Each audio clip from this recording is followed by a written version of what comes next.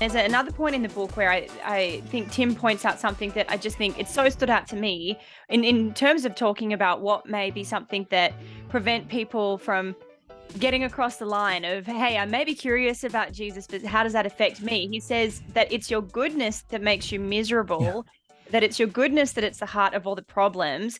Self-righteousness is the cause of racism, it's the cause of classism, it's the cause of so much of the family breakdown. Do you think that there is something about the way maybe we can have a sense of self-elevation, this line between those who are good, those who are not, the things that are bad, the things that are good? Does that cause there to be an inability for Christians to connect with people that may be outside of that immediate circle? Yeah, I think that's a pretty important message that was defining for so much of Tim's career. Um, People may know Tim for a lot of different things, but I think in their essence, is probably through what he preached of the parable of the two sons, what we most commonly known as the parable of the prodigal son. And he did not preach a fundamentally different message than what others had preached before him, including some of the very interpretation of that parable came from Tim's mentor, Ed Clowney. But when he talks about it, he helps us to see that when Jesus shared his parables were discernible in some ways by the audience, of course, that was listening to them, and that we have turned that parable into thinking about the son, the younger, or the son, younger son who runs away, younger brother who runs away, and we have such vivid language about him in the pig pen and eating the cast-offs and thinking it'd be so much better if I went back home. And so we fixate on that vivid part of the story, but we forget who it was originally preached to. And it was originally preached to the Pharisees. The disciples, of course, heard it as well, but it was preached to the Pharisees. And the Pharisees immediately recognize that this is not a parable about the younger brother. This is a parable about the older brother. And the older brother's belief that he doesn't need grace because he's done everything right. Mm. And that he resents then the love that the father shows to the younger brother who has made a mess, literally, of his life. And I mean, I know that I read that parable many, many, many times growing up, and I didn't see that. I had missed that context. And so when I heard that message from Tim, not knowing that it was from Ed Clowney and others, and ultimately that's the interpretation that Jesus intended himself, it was revolutionary for me because I'm an older brother. I have those tendencies to want to do the right thing. And absolutely, it's precisely my belief that I'm somehow inherently better than other people that Yeah. does become that inhibiting factor for experiencing and sharing and delighting in God's grace. Because as the scriptures tell us, this is all from God so that no one would boast.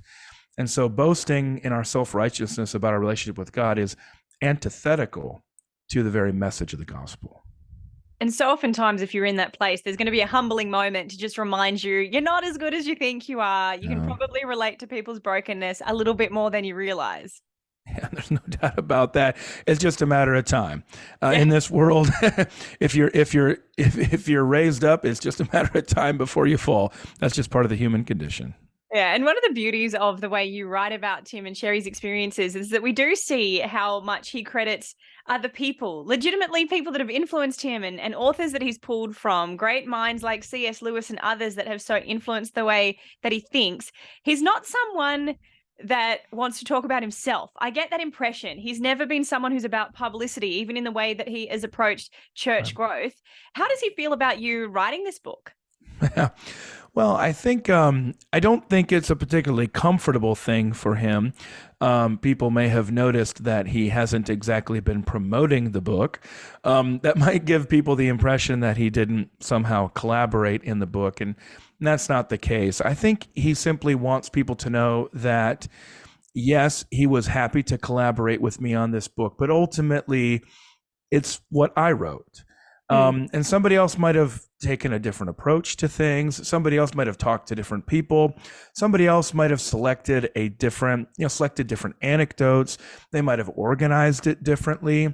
And so it's just an interesting dynamic you run into as a biographer, because the readers are naturally going to look at it and think, okay, I've got the title, I've got the cover. This is a book about Tim Keller. And it is, of course it is. but it's told by me. And so I think he's wanted to make sure to give me that space to be able to say, hey, like this isn't something that I went and sought out. Mm. This is something that a publisher approached me about. I'm happy for Colin to do it, and I was happy to help him to do it so that he could do it well. You wouldn't want somebody out there writing an unauthorized biography of you if you could stop it, especially somebody that you're close to personally and professionally. Um, but um, but I mean, it definitely there's a sense in which he was willing for me to say, okay, that's your take. But what's interesting is it wasn't just my take. I talked to almost everybody for the book before I talked to him. Mm. And so a lot of times what he was seeing in the book was something that he had never even thought about before or he'd never heard before. So it's definitely not an autobiography. The Tim Keller that you observe from Bruce Henderson, the best man at Tim's wedding, is not necessarily the version that Tim would share of himself, in part because he just had a different perspective of it. And maybe in part because the stories are a little bit embarrassing in a way that only your childhood friends can share. So yeah, I mean, I think he's certainly okay with it, but he's just not particularly eager to draw any additional attention to himself. I totally can understand why that would be as well. You know, he's not into the self-promotion, and Yeah. look, if the embarrassing stories are out there, great, but he probably doesn't want to, dive too deep in them. But in That's all of true. in all of the people that you interviewed, the conversations that you had, your own life experience, having lived alongside Tim in various ways over the years, what are some of the key things you have learned about how he, I suppose, organizes his life, the intention that he brings to it, the pursuit that he has in the way that he lives Um, each day? Well, I think it definitely has to be the lifelong learning. One of my colleagues at the Gospel Coalition passed along to me a video that Tim had recorded back in 2015, or excuse me, 2014, with a couple of his colleagues through the Gospel Coalition, John Piper and Don Carson, and they were talking about influences. And it might, the video might have come about because I observed that Tim Keller and John Piper share the same influences of C.S. Lewis and Jonathan Edwards. But Tim and John are such different people. They're such different ministers. So I thought that'd be an interesting conversation. Well, what emerged from it was really the organizing word picture of the book, which was rings on a tree. And that's what stood out to me, that we all want to grow sturdy and mature like an oak tree. But of course, we don't start out that way. But we want to be recognizably the same person. We want to keep the same core if that core is Jesus Christ himself and his gospel and his scriptures. And so you have that dramatic conversion from Tim, that encounter with Christ himself revealed in the scriptures, and that remains the core of that tree trunk for his entire life. But it just keeps growing. It just keeps expanding and maturing, and it just never stops. There's never a point when he arrives. And I think that's what I relate to the most, is so encouraging to me, is that with time we don't sort of just fizzle out. We can mature, we can grow, we can change, but changing in not just switching from one thing to another, but become more fully what we were always intended by God to be. Mm. And that became such an inspiration for me in the book, and one that I didn't expect and didn't realize when I set out 3 years ago working on the book. Is the secret to continued growth about the people that we allow to influence us, or the influences that we invite, whether that is through mentorship, whether that is through reading books or study as Tim did? Does influence equal growth? Well, I think it's humility. It's a humility to say, I have some things that I've learned that I'd like to share, but there's always more. One of the things that you notice, and there's a reason why in a lot of collegiate language in different parts of the world, including the United States, you call those second year students sophomores. They're these wise fools. They know enough to think that they're smart, but not so enough to realize how much more they need to learn. I think that's where a lot of us get stuck. We think we've learned a lot. We've mastered something, including the Bible. That's such a good example. Just think about the Bible. Sometimes you look at it and say, yeah, I've read this before. I mean, how foolish. There are so many people wiser and godlier and smarter than us who have read it so many more times and they're still learning things. If you don't think there's anything more to learn from scripture, then you just don't know what you're looking at. You don't know what you're holding in your hands. And so I think it's a humility, a humble posture that comes before life, the way that we're supposed to come before God's word to say, there is always more gold to be found here in this mine. There's always new rooms. There's always new layers. I just need to keep digging and have the humility and the perseverance to keep doing that. I think that's it. So it's not just the influences, because they could become like, hunting trophies on your wall. They could just become more avenues of pride. But that's not the way they are with Tim. It's because it's born out of this humility to say there's always more that I can learn out there.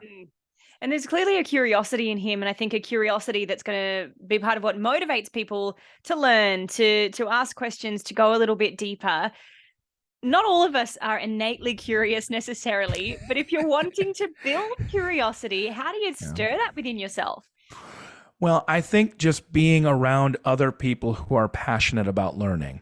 I teach history, and history is one of those subjects that I think many people imagine, oh, it's just boring. Well, maybe you've been around boring teachers who didn't really understand that, but I can't understand how history could not be interesting to people, because it's people, it's drama, it's good and evil, it's mistakes, it's triumphs, it's the human story. I mean, what could be possibly more interesting than that? But sometimes you've just never been around somebody who's passionate about that. And so I think it's not so much being around somebody who teaches us necessarily how to do all this, but somebody who simply models it with their own life. I think that's the way reading works in general. When you're around somebody who is bursting with excitement and insight because of what they're reading intellectually and spiritually, you're thinking, wow, maybe I should not watch Netflix tonight. And maybe I should actually pick up that book I've been meaning to look at. And so I think it's something is very much caught and not always taught. And I know that's something that's been true of Tim with me, is that the way he talks about his learning makes me want to pick up those same books and go find other books myself. But again, not doing it just in an intellectual fashion, but because it leads to worship for him, and it leads to ministry as well. And that's just an inspiring example.